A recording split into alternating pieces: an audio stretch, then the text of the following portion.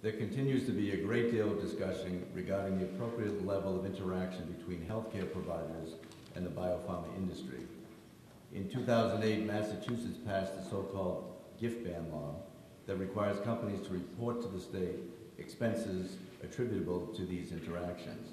Subsequently, a federal law has been passed within healthcare reform, which requires disclosure of these expenses at the federal level.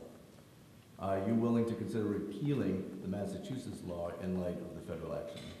Yes, I would not have signed the federal law.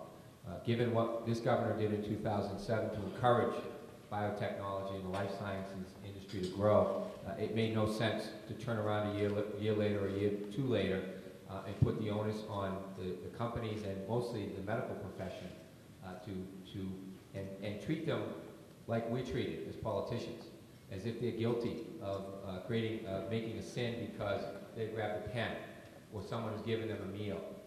We need an opportunity. We need to show the people here in the state of Massachusetts, people that we are trying to encourage to start businesses here, that they are welcome in this state, that we want them in this state.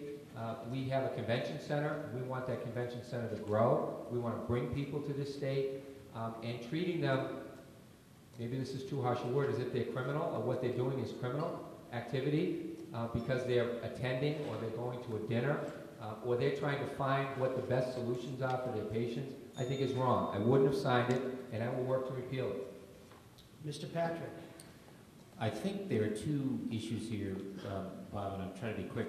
The gift ban, which here in Massachusetts does go beyond pharma. I think that was not its intent, but I think as a practical matter we found it has, and so aligning it with pharma is a priority of mine. The other issue has to do with the disclosures that are now required under federal law. We don't need both, in my view, so if your question is, can we do away with the state because we have to comply at the federal level, I'm there.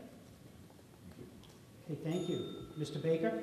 I just think this issue is a leadership issue. The gift ban almost got repealed during the most recent legislative session. I think if the governor had been willing to step up and step out and make it happen, it might have been repealed. There are tons of restaurants in Massachusetts that are deeply damaged as a result of this legislation. And I've been to forums myself where the big sign says, if you're from Massachusetts, you can't touch this cup of coffee. If you're from Massachusetts, you can't take a pen. If you're from Massachusetts, you can't take our little trinket. And that message sent over and over again by the state of Massachusetts about how it feels about this industry is a terrible drag on its ability to grow and expand here. Mr. Kale, you have 30 seconds to wrap the question up. Yeah, I just think it goes to the heart of whether we want to welcome business, innovation, technology, smart, aggressive people to stay and be here in Massachusetts, or whether we don't. And we can't talk out of both sides of our mouths, like we want to help them on the one hand or we want to be supportive, and on the other hand, pass laws and sign laws that put people on the defensive, that say that for some reason we here in Massachusetts can't manage our own affairs, that we need government to tell us what to do. It's time government stepped out of the way, tried to be helpful, not hurtful.